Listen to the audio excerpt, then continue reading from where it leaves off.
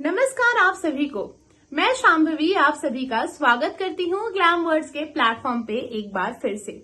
खैर अब big boss season OTT 3 तो खत्म हो चुका है, पर इस सीजन के कुछ कंटेस्टेंट्स और उनके दिए हुए स्टेटमेंट्स का जो बज है वो अभी भी सोशल मीडिया पे चलता ही आ रहा है, क्योंकि कुछ ऐसे कंटेस्टेंट हैं जिनके पास शायद कोई काम नहीं बस क्रिएट करने के लिए, तो वो अपने स्टेटमेंट्स के थ्रू और अपनी हरकतों के थ्रू कंट्रोवर्सी क्रिएट करते रहते हैं। और ऐसे सबसे अनमोल एक कंटेस्टेंट हैं अरमान मलिक। बहुत सारे मच्छर थे वहाँ पे और कुछ मक्खी भी थी जो मेरी बॉडी शेमिंग कर रहे थे, मुझे थुलथुला बोल रहे थे, बहुत सारी चीजें ऐसे बोल रहे थे। तो बाहर आके क्या देखता हूँ कि भाई उनके बॉयफ्रेंड, ठीक है भाई मैं शादी वादी करके अपने बच्चे करके सब फारिग हूँ, तुमने क्या देख के भाई शादी करने का डिसाइड कर लिया है? भाई क्या लगता है तुझे? पैसा पैसा पैसा पैसा, मनी मनी मनी मनी, अपना सपना money money, no money no honey, okay. No money no honey. तो भाई आदमी को ना उतना ही बोलना चाहिए जितना उसके कैरेक्टर। जी हाँ, आपको याद होगा अरमान मलिक सीजन OTT के कंटेस्टेंट जो कि अपनी दो बीवियों पायल मलिक और कृतिका मलिक के साथ गेम में आए थे। सिर्फ इस गेम में नहीं, अरमान की पूरी लाइफस्टाइल और उनका पूरा का पूरा कंटेंट ही इस बात के अराउंड में रिवॉल्व करता है कि उन्होंने 2 शादियां की हैं। खैर अरमान मलिक की जो लाइफस्टाइल है, हम यही चाहेंगे कि कोई भी यूथ या कोई भी बच्चा जो बिग बॉस देख रहा हो या फिर कोई भी टीनेजर इस चीज से इंस्पायर्ड ना हो। Rather than his 2 marriages, Armaan Malik जिस तरह का एग्जाम्पल अपनी पर्सनालिटी के थ्रू सोसाइटी में सेट कर रहे हैं वो हमारी सोसाइटी के लिए काफी ज्यादा हानिकारक है। और ग्लैम वर्ड्स पे हमारा फर्ज सिर्फ इतना ही नहीं कि हम आपको अपडेट्स दें, पर हमारा फर्ज इतना भी है कि हम आपको सही अपडेट्स दें कि आपको किससे क्या बातें सीखनी चाहिए और क्या बातें इग्नोर करनी चाहिए। तो चलिए अब आपको अरमान मलिक के हम बताते हैं कुछ ऐसे कारनामे जो उन्हें बनाता है एक ऐसा इंसान जिस किसी को भी इन्फ्लुएंस नहीं कर सकता। और अगर वो खुद को इन्फ्लुएंसर कहते हैं तो उन्हें अपने आप को इन्फ्लुएंसर कहना भी बंद कर देना चाहिए। जैसे कि हमें पता है कि अरमान हमेशा बिग बॉस के अंदर भी दूसरों को बुली करते रहते थे और दूसरों के बारे में कमेंट्स करते रहते थे, और सबसे ज्यादा लड़कियों के बारे में। वो अभी भी वो घर के बाहर आकर उन्होंने अपना बिग बॉस खत्म नहीं किया। उनके पास कोई काम नहीं है तो वो आए दिन किसी ना किसी कंटेस्टेंट के बारे में अलग अलग टिप्पणियां देते रहते हैं। कभी उनकी पर्सनल लाइफ पे कमेंट करते हैं तो कभी उनके रिलेशनशिप स्टेटस पे।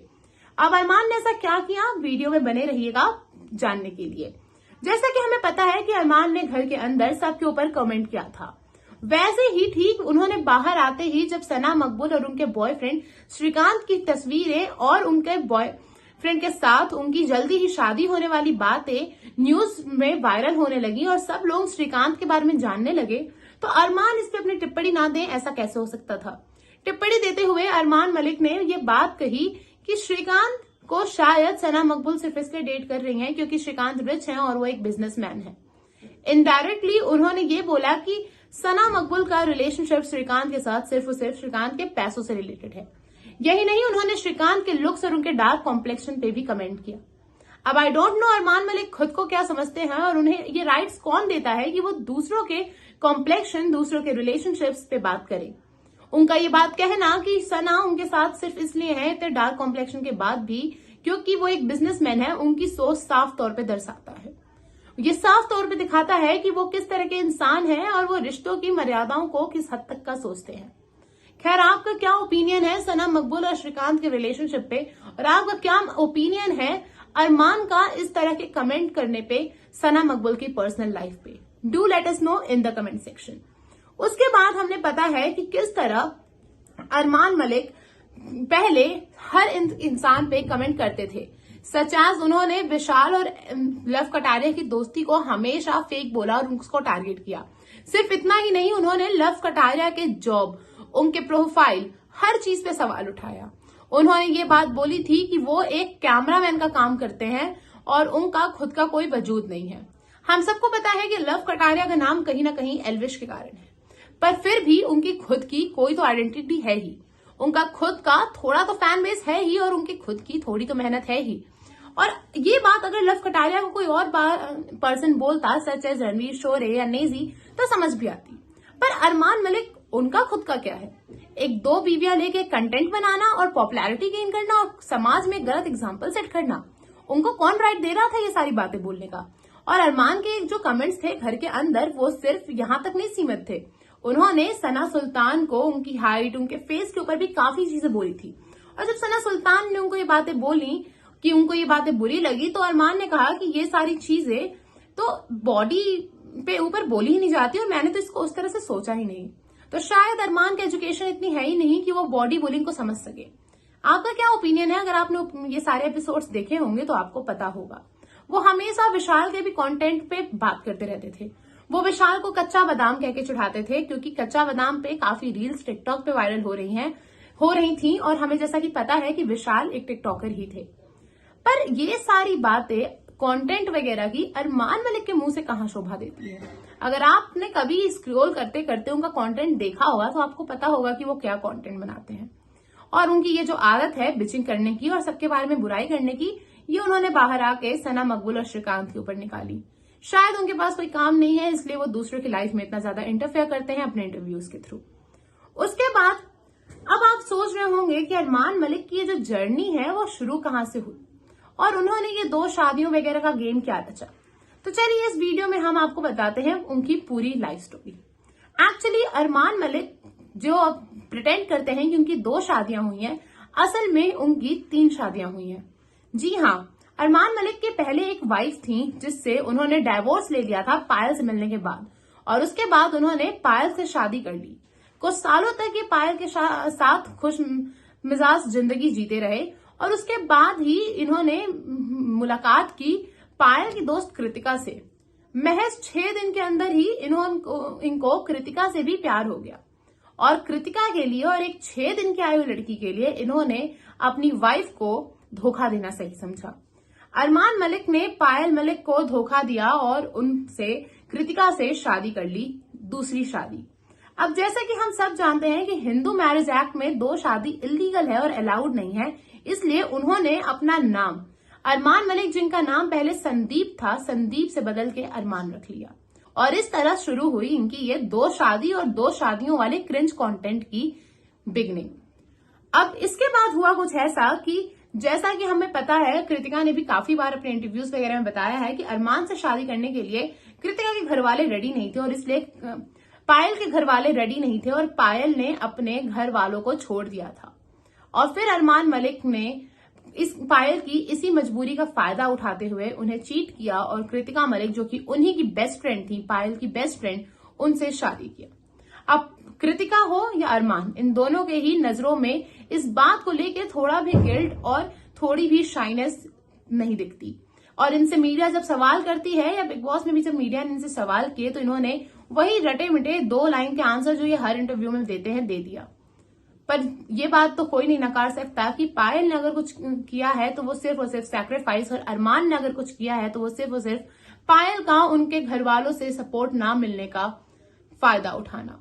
उन्होंने पायल की मजबूरी का भरपूर फायदा उठाया क्योंकि उन्हें पता था कि पायल कहीं नहीं जाने वाली। इसके अलावा हम आपको बता दें कि अगर आप ये सोच रहे होंगे कि ये 2 शादियां या 3 शादियां या चीट करना या पर्सनल लाइफ में 2 वाइफ्स रखना या स्क्रिंज कंटेंट बनाना, ये सब तो उनकी पर्सनल लाइफ है, तो इसका हमारे चैनल से क्या रिलेशन। तो हम आपको बताते हैं रिलेशन यही है कि अरमान मलिक जो है वो काफी डिसरिस्पेक्टफुल रहे हैं वुमेन के towards in the entire big boss journey. और हमें ऐसा लगा कि आपको ऐसे कंटेस्टेंट्स की रियलिटी से रूबरू करवाना बहुत जरूरी है। जी हाँ, वो खुद की वाइफ के बारे में भी मीडिया के सामने बात करते हुए ऐसे वर्ड्स यूज करते थे कि मैंने इन दोनों को रखा है, मैंने इन दोनों को रखा है, मैंने इन दोनों को बोला है। कुछ ऐसे वर्ड्स जो शायद हम किसी सामान के लिए यूज करते हैं। इस बात पे उन्हें एक मीडिया की लेडी ने टोका भी था और उन्होंने बोला कि आपने इनको रखा कैसे है, ये कोई सामान नहीं है, ये कोई वस्तु नहीं है। और फिर उन्होंने बोला कि ये सिर्फ वर्ड्स की प्रॉब्लम थी और उनके इंटेंशंस बिल्कुल साफ थे। इसके अलावा हम आपको बताएं तो अरमान की ये जो स्टोरी है यही खत्म नहीं होती। अभी फिलहाल में अरमान के ऊपर एक माइनर गर्ल के रेप के पॉस्को केस भी चल रहा है और चार्जेस लगे हुए हैं। अब इस पे हम ज्यादा कुछ कमेंट नहीं करना चाहेंगे क्योंकि ये फैसला अब कोर्ट का है और ये केस अभी कोर्ट में चल रहा है। फैसला जो भी होगा वो हमारे भारत सरकार के और कोर्ट के हाथों में होगा। लेट्स सी अरमान का कोर्ट वाला डिसीजन क्या निकलता है, पर जिस तरह की उन्होंने अपनी पर्सनालिटी दिखाई है बिग बॉस के घर में और अपने कंटेंट के थ्रू लोगों में, तो लोग भी इस केस को सच ही मान रहे हैं। आपका क्या कहना है इस केस के ऊपर, हमें जरूर बताइएगा कमेंट सेक्शन में। इसके अलावा वो जिस तरह से दो बीवियों के साथ ये क्रिंज कंटेंट बना रहे हैं, वो हमारे यूथ के लिए काफी ज्यादा डिसरिस्पेक्टफुल है। इवन मुनव्वर फारूकी को जब बिग बॉस ने बुलाया था और मुनव्वर बिग बॉस के घर के अंदर आए थे, तो उन्होंने भी इस बात को हाईलाइट किया था कि अरमान कितने हिपोक्रेट हैं। एक छोटी सी लाइन बोली थी विशाल पांडे ने कि भाभी सुंदर लगती है मुझे, उस पर अरमान ने इतना बड़ा तमाशा बना दिया just for the sake of TRP and controversy जो उनके नाम पे हो। पर वही वो खुद कृतिका को ऐसे कपड़े पहनाते हैं और रील्स बनवाते हैं अपने ही गानों पे ताकि उनको व्यूज मिले, और इस बात को मुनव्वर ने बिना किसी सुगर कोटिंग के साक्षात अरमान के और कृतिका के सामने रखी थी। तो क्या आप भी मुनव्वर की इस बात से रिलेट कर पा रहे थे? अगर आप कृतिका मलिक को फॉलो करते होंगे और उनकी रील्स देखते होंगे तो आपको पता होगा कि अरमान उनसे कैसी रील्स बनवाने को बोलते हैं। और अगर अरमान इतने ही पॉजिटिव हैं अपनी वाइफ की डिग्निटी को लेके, तो शायद कोई भी हस्बैंड ऐसी रील्स बनाने को तो ना बोलता खुद के ही गानों पे। तो चलिए खैर, आज की इस वीडियो में इतना ही। अब मैं आशा करती हूँ आपको ये वीडियो अच्छी लगी होगी। For more such videos do follow Glamwords Talk, और मत भूलिएगा हमारे चैनल को सब्सक्राइब करना और share your reviews in the comment section. हम मिलते हैं आपसे इन द नेक्स्ट वीडियो, तब तक के लिए अपना ध्यान रखिए। Thank you.